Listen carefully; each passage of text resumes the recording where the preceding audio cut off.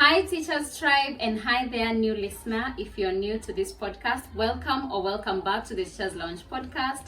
If this is your first time, this is where we cook all the matters, teachers, education, students, classroom environment, classroom management strategies, you name it. It's like our little online staff room.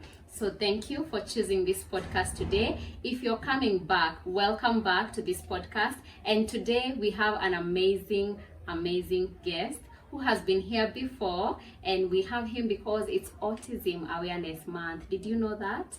Yeah, so this week, in respect to that, we will be hosting guests who are in that line so that we can also learn more about what special needs category is all about and how to handle such learners and stuff like that. I hope you're excited to learn because I really am excited. So let's first introduce our guest. Well, do we say reintroduce our guest? Now that's the second time. And we are also on episode 11. Did I say that? Episode 11. Woo! Amazing stuff. So let's reintroduce our guest. He will say his name and what he does. Then we will dive in to the check-in first. All right, drum rolls for our guest. Hi. We were with you in episode 6. Oh, you remember? Yes. You remember? So my name is Mogo. I'm a special needs teacher. So with 2 years of experience. Yeah, and it's good to have you back. Thank you for having me. Thank you for coming back. If you're coming back, it can only mean one thing, that you enjoyed the previous episode. And if you have not watched it, please go back and watch it. Episode 6, we had an amazing time. I think that was the episode that I really laughed my heart out. So please go check it out. And now to the check-in. So our today's check-in will be the numbers game, whereby we will say the numbers and then we will skip 3, 6, and 9. So not only skip, but we will clap every time we come across number 3, 6, or 9, or a number that has 3, 6, or 9. Are you ready? Yes. All right. Do I start or should you start? Let me start. Okay, go on. 2, 4, 5. 6. Ah! Okay. 7. 8, 10, 11. 12. Oh, you're pretty smart. 14, 15. 17. 18, 20, 21. 22, 24, 25. 27. 28,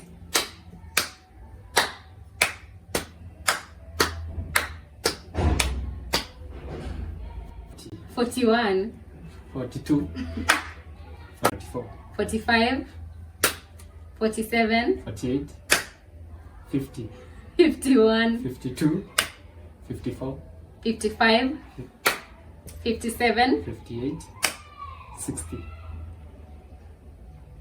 50? Yeah, 60. Oh. 60. Oh. Sorry, good. yeah, keep going. 70, 71. 72, 74, 75. 77. 78, 80, 81. 82, 84, 85. 87. 88,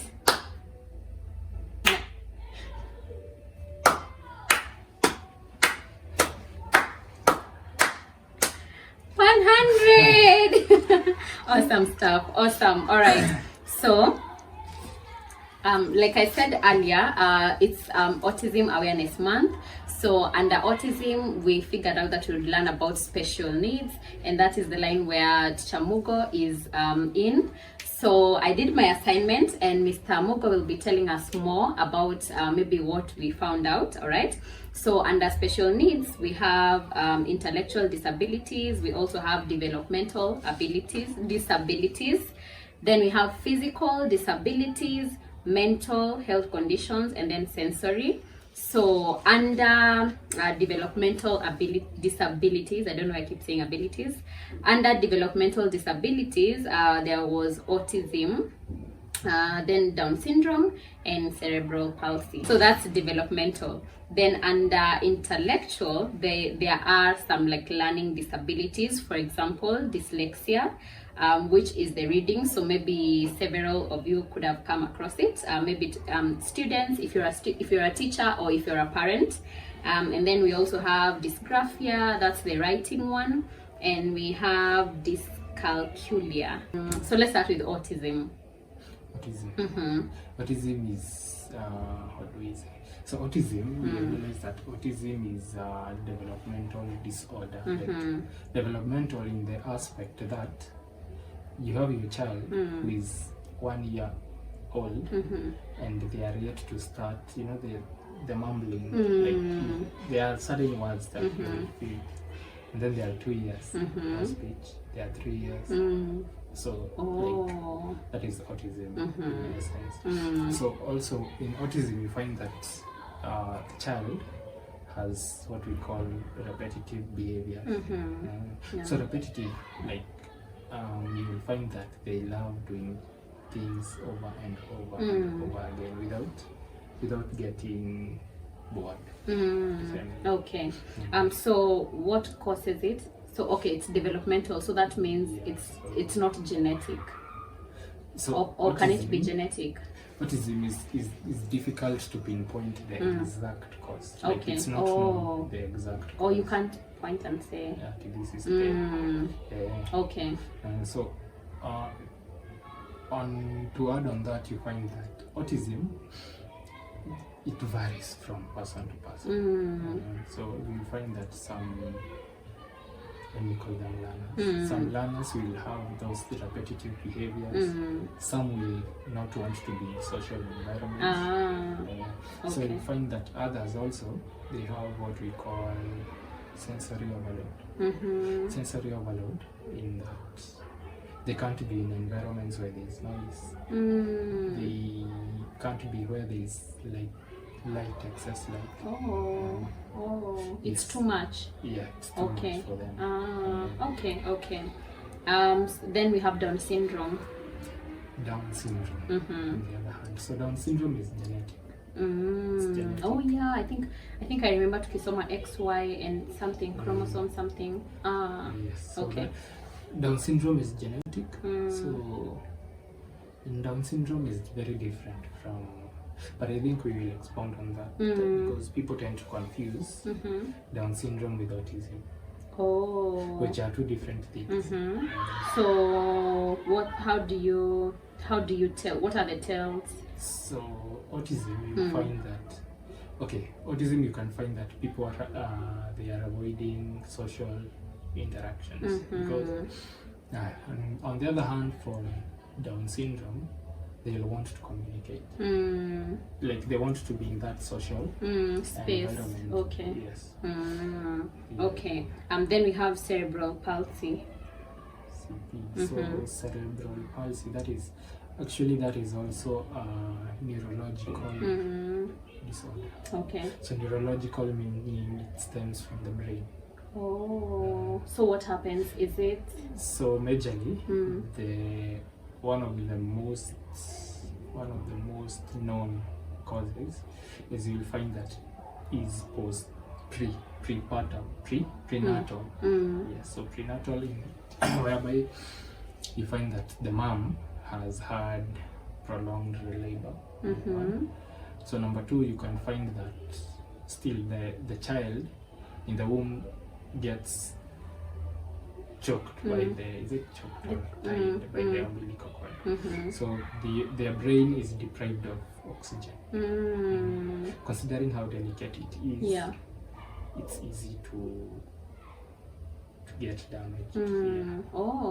Okay. So CP, you find that now later it affects cognition, it affects the physical aspect, but majorly it's from the brain. Interesting. Wow. Okay. Then now intellectual, these are the learning disabilities which as a teacher maybe I come across. Yes. Okay. So dyslexia is when a child has reading. They can't read. Not they can't read. They have difficulty reading. So is it that they can't read the sounds out loud, or is it that they forget quickly, or is it that there's a confusion somewhere and they can't tell which sound is which? What happens? Well, that is like looking into that aspect. The causes are very many. Because you'll find that, for example, there's a learner with that condition whereby you'll find it's not that they can't read. Their phonetics, they associate sounds, like they read sounds as they are. You get? Okay. So you'll find that in English, for example, in my class, you find that there's a learner who reading Swahili, they do it fluently. Yes. Because Swahili, it's very easy to read Swahili. But when it comes to English, they read it as if it's Swahili. Yes. So that is one aspect of.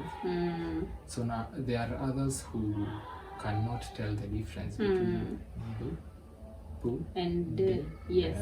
So they read it as the same. Okay. So you find that some others, they tend to, how do I say it? Is it ignore? Or like they can't read specific sounds. They skip specific sounds. Okay. Others will read from left to right. Yes. Also for it's wide. So for dyslexia, when they're having a challenge reading, does it end with time? Is it possible to find a child who's like at a certain age where they should be reading, like probably a big like an older age, maybe let's say a grade 4, a grade 4 who does not know how to read? Well, what happens in that case is you find ways to cope. Like you just teach sight words. Like you see sight words in the words that come about often. I think that is the easiest way of seeing that works. To teach learners with dyslexia sight words. Like they learn by looking at the word. So they don't have to read, they just have to know this word, pronounce it in a specific way. It's a shortcut. I get it. So it's more of like memorization. Yes. So they have to like see the word over and over ndio wakumbuke. Okay. I think I get it. So sight words, because they see sight words often. Yes, the words, for example, sight words in common. The word there. Yeah. Come is come a sight word? Come. Does it appear mostly in sentences? Yeah, I feel like it does, especially grade 2. That makes sense. That makes a lot of sense. So supporting a learner with dyslexia would be a lot of practice. Yes. Reading With practice with words. Like they get familiar with specific. The familiarity, does it make it easier for them now to like read maybe new words? Or any attitude too, does it just help to change the attitude towards reading? What it does, it builds the confidence. Okay. Okay, cool. Dysgraphia. That is the one for writing. Yes. I don't think I've come across this one. You've not? A learner with like a writing difficulty, they don't write, they can't write. They can write, but now, number one, their handwriting is not in a straight line. Maybe others they can't write within the lines. So you understand that I call them giraffe and monkey letters. Oh, what does that mean? Giraffe and monkey? So giraffe goes like above. All the way where they should not be going. So that is a giraffe. A monkey letter has a tail. Yeah, that goes where it should not be. Okay. Like it goes under the line. Like you have your line. G. Yes. Example, G is a monkey letter. It's like the way we say ground. So we say ground letters, and then if it goes up, we say sky letters, and then the middle ones we say grass. The ones that don't go. I get it. So monkey down. Monkey down, giraffe up. So our sky is your giraffe. Because our learners, what happens? They are visual learners. Visually in that they learn by sight. Yes. So by associating a giraffe with a certain letter, it's easier for them to know giraffe letter sound Up, yes. and Y Should go down. Yeah, it's Okay. easier that way. So this graph here, in essence, that is the in summary. Okay. And then dyscalculia. This is math. It's for numbers. Oh, so they have a challenge. With numbers. So you know math is about all about numbers. Oh. So you find that they are learners who can't count. Okay. And if they count, they really don't understand that number 3 should represent 3 concrete objects. Okay, really? Like they can't associate number 3 with a specific object. value. Yeah. Value. Wow. So others actually find that they know count, but they don't know if you tell that's them the write number. number 3, Okay. they don't know that is number 3. Wow. Oh, interesting. Wow. All right. And then for intellectual, we also have ADHD. I think ADHD is very common. That's attention deficit stroke hyperactivity disorder. This one is the one people even diagnose themselves as with ADHD. Like I think when I started learning about these things, I think ADHD was the first thing I learned. And it's just from people. I don't know why it looked like they are different, and sometimes different can look like it's cool. So sometimes I have ADHD in a car, like, oh, but when you come to actually learn about it, it's not something you should be proud of. Yeah. Actually ADHD. New hyperness. What's ADHD is? They can't stick to one position. They can't. ADHD, like their concentration is close to 0. Like they can't stay focused on one task for long. So in essence, that is ADHD. Oh, they are hyper. They just they are like they are easily distracted. Yes. So anything moves. So how do you differentiate between ADHD and just a learner who has sugar rush? So ADHD is like all the time. Okay. All the time. But then on the other hand, the sugars. Icona specific. Okay, yeah. All right, that makes sense. All right. So today we will identify them and learn more about them. All right. Then physical disabilities. This is mobility, visual, and hearing. I think those ones we don't need explanations because we already know visual. These are like the ones that we've seen commonly. Then mental health. So we have anxiety, depression, and then now the trauma-related disorders. I think these ones. PTSD. Yes. They manifest at different times. Cindy, Ama, would you have like a child with? What happens is this thing we call anxiety disorder. Like that is the most. I would say that one falls into special needs. Not that these are the ones. But they're a bit mild. But anxiety is you find that it affects a lot. So anxiety it manifests in, for example, lack of confidence. Like they are not sure they can perform a task. So anxiety still, like you find that it's fear. Fear of unknown. Okay. Trauma related, of course, coming from a point of okay, sawa. Then we have finally sensory. This is like chronic illnesses. I think those ones are like other like medical conditions that maybe sensory. Oh, sensory is like nini cerebral. Sensory, there's a condition we call bulimia. Oh, so bulimia, I have when I was in school. So bulimia is whereby it's an eating disorder. So there are people who will eat and they can't get enough. Yes. Okay. So there are others who will eat and then go on the side and throw up. Yes. Is that also bulimia? it's below, there's Navosa. Oh yeah. Oh yeah, I think I remember something close to that. Also, we call it stress eating disorders. Like you have stress, so you eat. Oh, stress eating is a disorder. Yeah. It is. It is. Oh. You can't, like. Your way of handling stress is eating. It's eating. So in real sense, it's a disorder. It's a problem. It's a problem.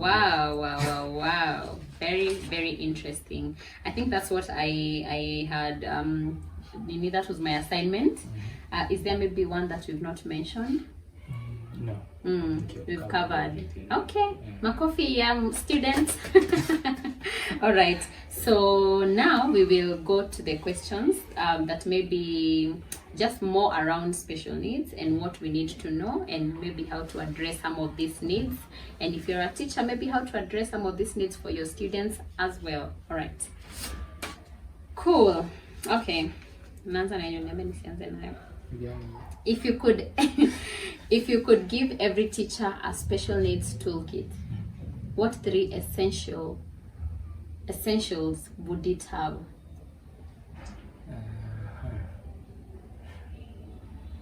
I think a special needs toolkit. I think the best thing is what we call, the best approach is the one that is called ABC, the ABC model. What's that about? ABC model is very simple. Like, when you are dealing with special needs learners, you will need to understand why a certain behavior came about. So ABC is, what do I call it? Like, is it an acronym? An acronym. It's an acronym. So A is antecedent. So antecedent meaning before you observe the behavior, which is the B, what happened? Like before a learner started crying. What triggered? Yes. Okay. What triggered? Okay. Before the learner stood up in class without permission. Yes. What happened? So that is the antecedent. Behavior is B. B is like the behavior. Yes. Duration, intensity. You get? Yes. Like you observe, it helps you to be more observant. Okay. So and the C is for consequence. The consequence the child, the consequence of this behavior. Of the behavior, and also the consequence in that, what did you do as a teacher? Yes, so that is the consequence. Wow, okay. So I think the ABC model is quite powerful. Yeah, okay. So is that one toolkit? It's one that has everything. I see what you did there. Okay. What is one thing that teachers do that they may not realize that is very helpful to students with special needs? Words of affirmation. Really? Actually, words of affirmation in that you write it down for them. You write it down, you can stick it on their desks. You can put them in their diaries, like you tell the parent, go yes.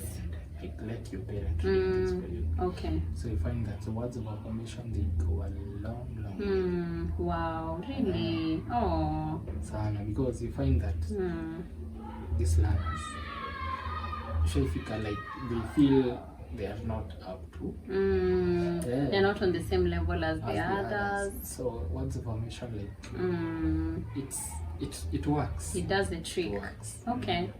Can you give an example of a time you have seen a student with special needs exceed everyone's expectations? Yes. Yes.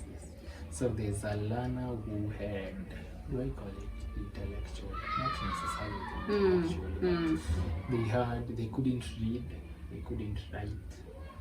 And then, just when you're about to, now, it gets to a point as a teacher, you have done everything. Yes. Everything you can. And then one day they just come, they are reading. Oh, my goodness. Out of the blues. Oh, it just happened. It just happened. Like I cannot explain what happened even today, but it just happened. They could read, they could write. Yeah. So yeah, it's surprising. Wow, that's nice. That's also like an encouragement maybe to someone who's dealing with a child who cannot read or But I'm cannot about to give write. up, actually. Yeah, and you're about to give up because you've tried sight words, like you said, it's not You working. have tried reading for them, like, but I think they pick. Wow. You might not know, but they are picking. They are learning. It's getting in. Wanafunguka, that's the word. Watafungukia mahali with time. So don't give up. Don't give up. I think I've been there, but I didn't realize that was it. And there was a student who was struggling to read. So we used to like practice. So I was not aware of like sight words, but we used to like just practice random words, maybe from passages. And when they went for like the December holiday, when we came in January, surprisingly they were reading. Yes. And then so the parent, and we just figured out and ruled out maybe they grew. No. They actually pick. Wow. Alafu, you see the fact that you are doing it in class, it builds their morale. So pole too. So you'll find that in a passage, if you were to give them a passage before, they didn't know anything, so they used to like just give up. Yes, or not read at all. But That's now true. that they can identify some words, it gives them that. Yes, the Apple encouragement car. Acha nitafute hii. Yes. That's good. That's good. That's a good trick. Wow. Okay. How can we encourage peer-to-peer support between students with special needs and those without? First of all, can they work together? Will they be feeling like these ones are above and Sisi, we are the ones who are not meeting expectations? Well, children being children. Yes. It's bound to happen. Yes. So the only thing as a teacher is you have to take lead. You take lead in that you just you take lead in showing them this is what I want you guys to do. Like I've given you a task. I want you, for example, you pair them, the one that is better off, and you tell them I want you to explain to him how you got your answer. Oh yeah. So with time you see that support, that interaction, it helps. You find that they even no longer now at their sisi tuko. So they start working together. So I think children is just how you train them. Wow. Okay. All right. So not teaching them differently and just encouraging those peer groups and peer learning. Okay. What is one thing that gives you hope for the future of special needs education? It has to be the awareness. Oh yes. Yeah, the awareness that is going into special needs. Of late, it's something. Yeah. Even ukiangalia, if you looked into things like the government itself, and the CBC. So CBC, you will get to understand that CBC has done a lot for the special learners. Like it has gone, I will not say because there are things that still need to be streamlined, but they have exceeded expectations. Wow. They have done a good. Yeah. Okay. Speaking of awareness, here we are also. So from your experience, what's the most common misconception people have about students with special needs, and how can we address that? The most common misconception that I have encountered from experience is you find that people, other learners, even actually the surprising thing, even like grown-up people, like you will find that the comments they are making, it's not encouraging, it's not giving. But all in all, like you find that the misconception is that learners with special needs, they can't perform intellectually. Like intellectually, you find that they can't do math, they can't do anything academics. Yes. You get?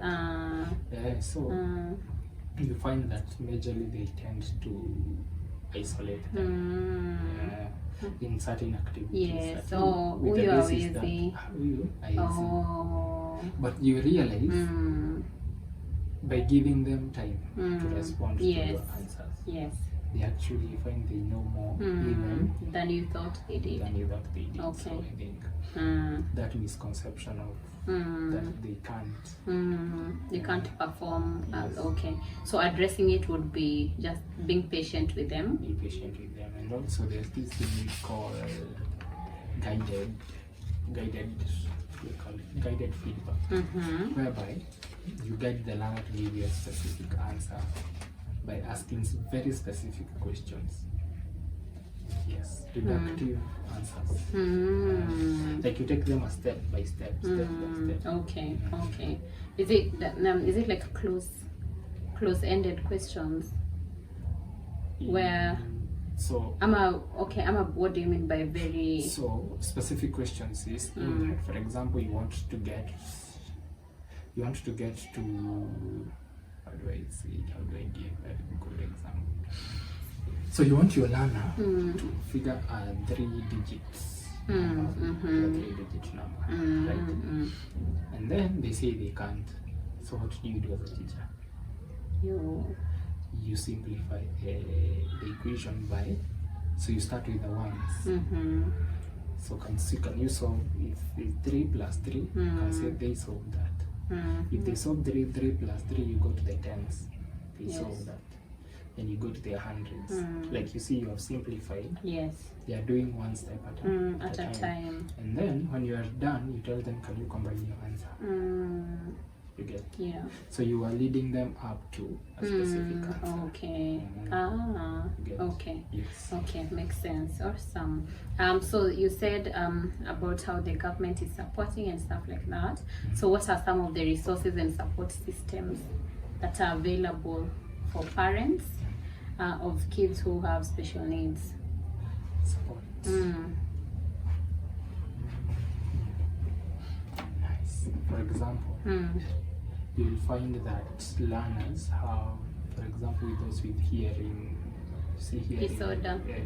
So they'll have hearing aids. Oh, you see those hearing aids. So you come to realize that they are hearing aids which can be programmed. So they are, okay, when I'm saying programmed, they are hearing aids that are so like, even if you put them against your ear, they pick everything. Like all background noise, like you get. But there are others with, they select. Yes, they select what to amplify. Yeah. Oh. Yeah. Wow. But it's expensive. Yeah, I can imagine, guy. But I think for those with hearing, the best thing is to find those programmed hearing aids. Yeah. Okay. Awesome. How can we help general education students understand and empathize with their peers who have special needs? And I hope it's not the way, but still accommodate them. There's integration, there's inclusion, and segregation. So segregation is that like these are special needs. Yes. So they ought to be in their own classes. All being segregated. Okay. So inclusion is whereby they are in the same environment, but you can find that they are maybe in a different class. But they are in the same I get it. Yes. school. Yes. So maybe during break times, games, they are together. Okay. But social integration, on the other hand, is They are whereby all they are, together. Yes, they are all together. So inclusion and integration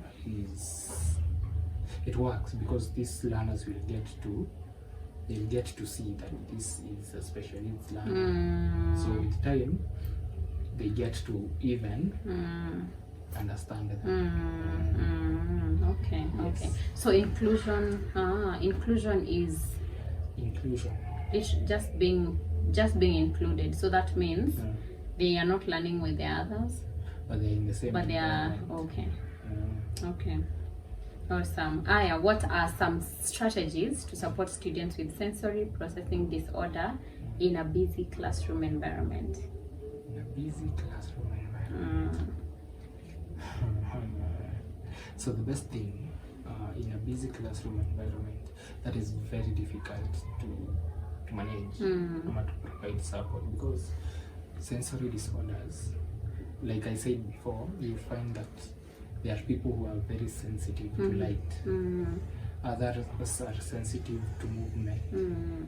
So the best thing is to change your classroom arrangement as a teacher.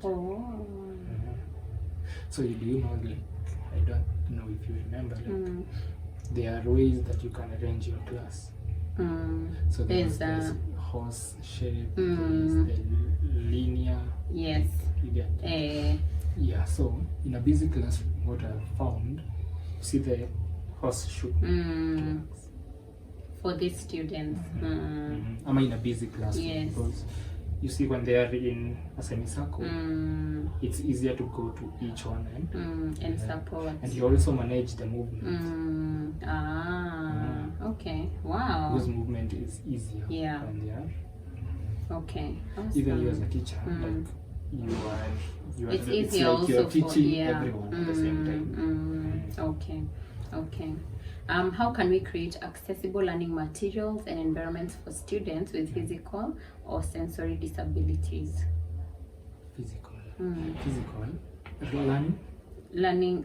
How can we create accessible learning materials and environments for students with physical or sensory disabilities?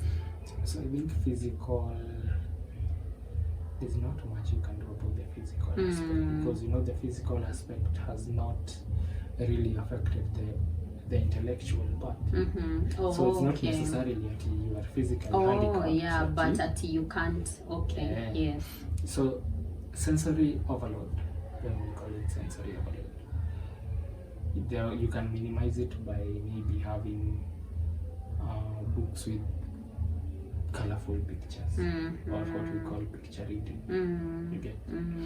So you can also have books that are written in both languages. Like you have book, a story is done in English, one page is done also with Swahili on the other. So it helps in building the comprehension. Wow, that's your sign to buy my book. It has English and Kiswahili. Yeah, I love the picture book thing. I think that would really encourage our learner with dyslexia. Was it dyslexia, the reading one?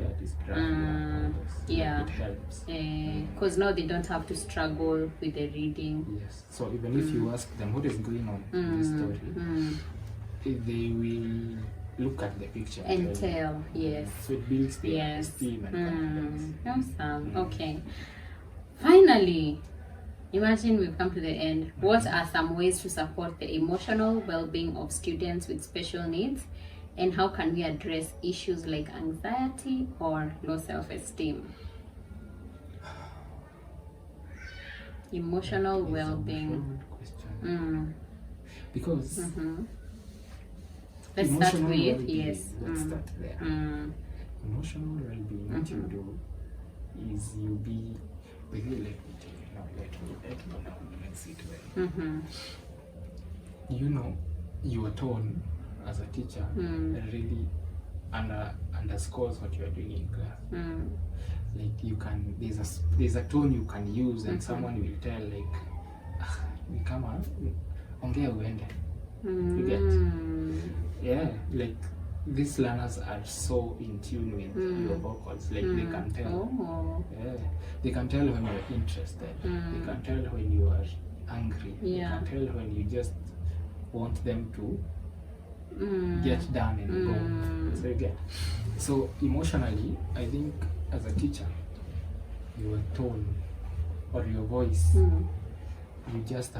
have to be very careful. So in emotional management, you have to be tough at the same time. Like you will see that a learner is not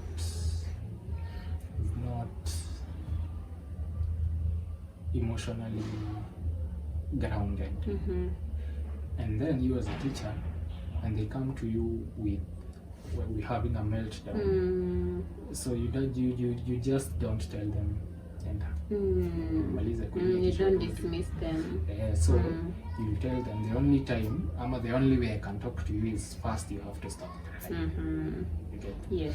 So you teach them techniques such as breathing. So you can tell them, sit down first, breathe in, and calm down. Yes. And then tell me why you are crying.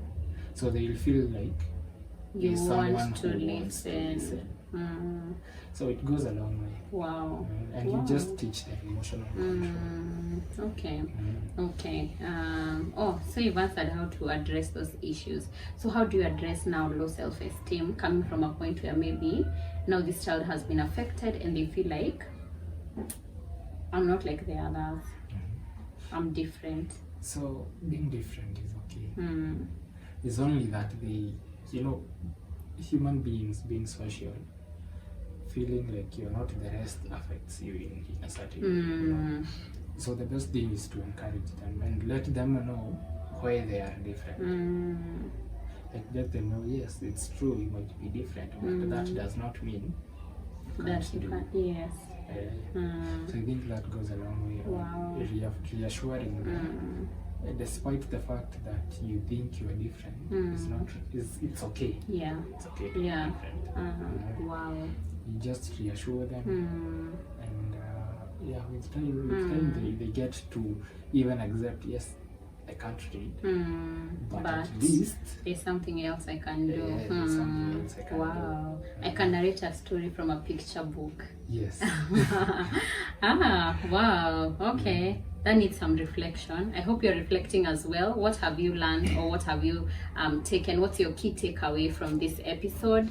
Maybe you have learned how to identify, an intellectual disorder that you didn't know before. So please let us know in the comment section. Let's exchange notes. Thank you so much for coming. I remember the last time we were here, you were traveling. Yes. So we had to like book him before he goes. So we also wish you well with that. Yes, and we'll keep talking. Yes. So in case of any question, I think the comments is a good place to leave them, because I will also see them. And you will respond. Yes. I will try. Of course. Yes. But I will respond. If you have any question around special needs or something you'd want to know, maybe you are struggling with it or something like that, or you know somebody who is, if you do, please refer this video to them, share with them, and let them see, let them ask their questions, and hopefully they can benefit from this video. If you also have more questions regarding special needs, this whole month, around up to like by the end of this whole month, we'll have several guests around special needs. So keep the questions coming, and we can't wait to hear from you guys. Do you have like a closeout or a message you want to share with somebody who's struggling with a learner with special needs? Or is there a message you want to tell? Just anything you want to say. So I think I'll just have a very short closing remark. It's okay to be different. It's okay to be different. Yes. Like, it doesn't mean that the fact that you are different, you are not capable. Yes, it means you are capable of something else. So it's okay. Yeah. You just have to find your strength and work from there. Awesome stuff. Awesome. And in that theme of being different and I think inclusion, I'm trying, this is very far-fetched, but I'm trying to like tell you why I'm dressed the way I am, because this is like a bit colorful. So it's supposed to look like I'm including so many yeah, it's like a cocktail of so many learners in here, the colors. Does that make sense? That is an artistic way of looking at it. Yes, I tried. I feel like you're more of in the monochrome theme. To me, invite last month, but it's okay.